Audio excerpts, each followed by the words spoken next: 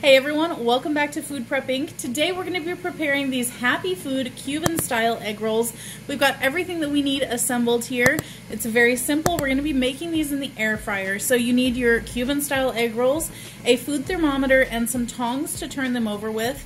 And the first thing that you need to do is preheat your air fryer to 400 degrees Fahrenheit. Then we're going to go ahead and open up our packaging.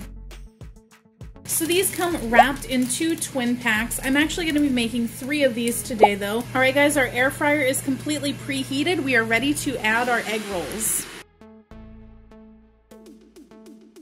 Alright, our egg rolls are in there. Now they recommend heating this up for 12 to 13 minutes, turning once.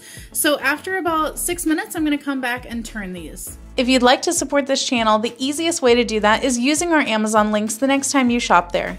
Alright guys, it's been 6 minutes. I'm going to go ahead and flip over my egg rolls. And we're just going to close that back up. I'm going to let this go for another 6 minutes and then we'll check our internal temperature. Alright, it's been a total of 13 minutes and let's check our temperature again.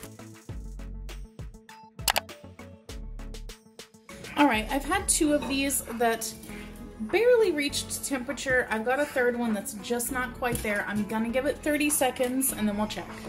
Alright, we have definitely reached our temperature now, so these are done, and it took 13.5 minutes in my air fryer. So here are our completed egg rolls. If you guys would like to know how these taste, definitely check out our other channel, 5 Minute Eats, where we're gonna give you a full review and let you know if we would purchase these again or not.